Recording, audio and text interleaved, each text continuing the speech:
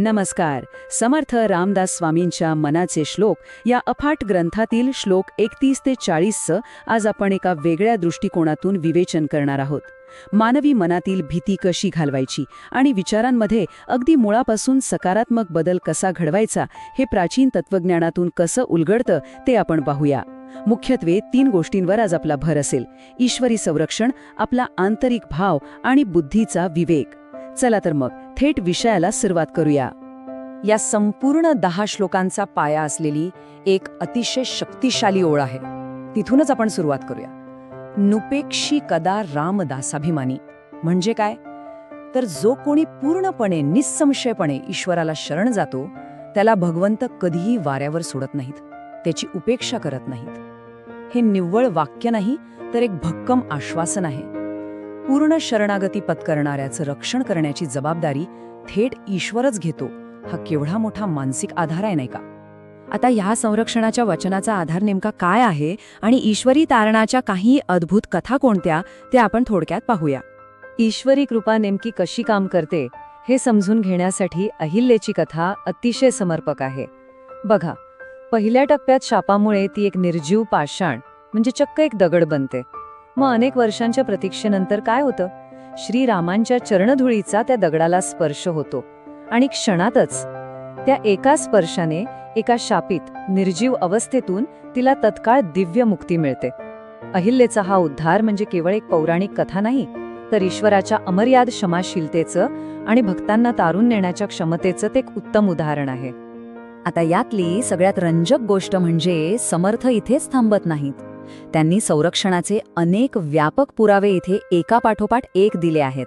साक्षात भगवान शंकराने हलाहल पचवताना रामाच्या नावाचाच जप केला होता. हनुमंतांसारख्या अद्वितीय भक्ताला याच भक्तीने थेट अमरत्व मिळवून दिलं. आणि जसा चक्रवाक पक्षी रात्रभर सूर्याची वाट पाहतो आणि सूर्योदय झाल्यावर त्याला कसा एकदम दिलासा मिळतो, तसाच ईश्वर भक्ताच्या हाकेला कधीही धावून येतो. यावरून ईश्वरी मदतीचा आवाका किती प्रचंड आहे याची आपल्याला कल्पना येते. आणि खरं सांगायचं तर हे अथांग आणि विशाल रक्षणकर्ते स्वरूप मानवी शब्दांत मांडणं जवळजवळ अशक्यच आहे. मूळ ग्रंथात असं स्पष्ट म्हटलंय की वेद, शास्त्र आणि पुराणे यांसारखे प्राचीन आणि महान ज्ञानाचे स्रोत सुद्धा हे वर्णन करताना अक्षरशः थकून जातात. ही शक्ती इतकी अमर्याद आहे की कुठल्याही भाषेत तिचं संपूर्ण वर्णन करणं शक्य नाहीये. हे सगळं ऐकल्यावर साहजिकच प्रश्न पडतो की या भव्य पौराणिक उदाहरणांचा आपल्याशी काय संबंध? म्हणूनच आता आपण आपल्या आंतरिक भावाकडे म्हणजे भावाच्या आरशाकडे वळणार आहोत. रोजच्या धावपळीच्या आयुष्यात हे संरक्षण कसं अनुभवायचं याचं नेमकं उत्तर आपल्याला श्लोक क्रमांक 35 मध्ये मिळतं. असे हो जया अंतरी भाव तैसा, वसे हो तया अंतरी देव तैसा. येथून आपला सगळा फोकस बाह्य चमत्कारांवरून थेट आपल्या स्वतःच्या मनावर म्हणजेच मानवी मानसशास्त्रावर येतो. देव बाहेर कुठेही शोधण्याची गरज नाहीये, तो आपल्या आतील भाव किंवा श्रद्धेचा जशाचा तसा आरसा आहे. आपला जसा भाव असेल अगदी तसंच ईश्वराचं रूप आपल्याला अनुभवता येईल. ही खरोखरच एक अफलातून अशी मानसिक चौकट आहे. विचार करा, बाह्य जग कसं असतं? नेहमीच गोंधळाचं, अनिश्चित आणि पूर्णपणे आपल्या नियंत्रणाबाहेरचं. कधी काय संकट येईल सांगता येत नाही. पण त्या उलट आपलं आंतरिक जग असतं. हे जग पूर्णपणे आपल्या भावावर चालतं. आणि याच आंतरिक जगात ईश्वरी अस्तित्व आपल्या विश्वासाच्या मोजमापानुसार प्रकट होत असतं. थोडक्यात सांगायचं तर बाहेरच्या परिस्थितीवर आपल्या नियंत्रण नसलं तरी आपल्या आतल्या भावावर आपलं 100% नियंत्रण असू शकतं.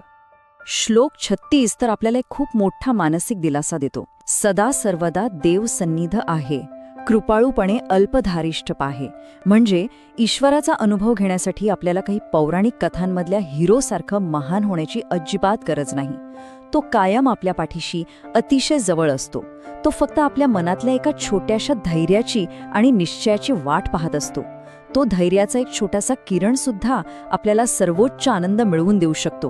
पण आपला हा वैचारिक प्रवास फक्त श्रद्धेवर थांबत नाही बरं का. विवेकाच्या सहाय्याने परिवर्तन कसं घडवून आणायचं तो पुढचा अत्यंत महत्त्वाचा टप्पा आहे. या श्लोकांमधून आपण एका निष्क्रिय श्रद्धेकडून अत्यंत सक्रिय अशा आत्मसुधारणेकडे जातो. त्यासाठी विवेक ही वेदांतातील मूलभूत संकल्पना समजून घेणं गरजेचं आहे. विवेक म्हणजे निव्वळ हुशारी नाही, तर काय योग्य आणि काय अयोग्य, काय खरं आणि काय खोटं हे अचूक ओळखण्याची क्षमता. आपल्या दैनंदिन आयुष्यात हे एक असं प्रभावी बौद्धिक हत्यार आहे जे आपल्याला भ्रमातून बाहेर काढून सत्याच्या मार्गावर आणतं. आणि म्हणूनच श्लोक क्रमांक 40 हा या संपूर्ण 10 श्लोकांचा सगळ्यात महत्त्वाचा आणि प्रत्यक्ष कृतीत आणता येण्याजोगा निष्कर्ष आहे. विवेके कुडी कल्पना पालटिजे. सोप्या भाषेत सांगायचं तर आपल्या मनात येणाऱ्या कुडी कल्पना म्हणजेच जे काही नकारात्मक किंवा चुकीचे विचार आहेत त्यांना ओळखून विवेकाच्या मदतीने बदलून टाकणं. आपल्या ज्ञानाचा आणि बुद्धीचा वापर करून स्वतःचं वर्तन कसं सुधारायचं हाच यातला मुख्य संदेश आहे. नकारात्मक वर्तन बदलण्याची ही संपूर्ण प्रक्रिया आपण 3 सुस्पष्ट टप्प्यांत समजून घेऊया.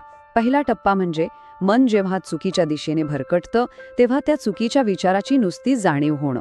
दुसरा टप्पा तिथे तत्काळ आपला विवेक लागू करणं. आणि तिसरा टप्पा म्हणजे आपली दिशा बदलून एका शांत आणि उच्च पातळीवर स्थिर होणं. आपल्या भरकटणाऱ्या मनाला पुन्हा योग्य मार्गावर आणण्याची ही खरंच एक उत्तम पद्धत आहे. पण हे परिवर्तन एकदा करून चालणार नाही, ते टिकवूनही ठेवावं लागेल. त्यासाठी काही पूरक गोष्टींची आठवण इथे करून दिली आहे. सगळ्यात आधी मनाची चंचलता, म्हणजे सतत इकडे तिकडे उड्या मारण्याची सवय आपल्याला सोडायला हवी. आपलं संपूर्ण लक्ष आतल्या ईश्वरी अस्तित्वाशी एकरूप करण्यावर केंद्रित असायला हवं. नैतिक तत्वांचं पालन करायला हवं.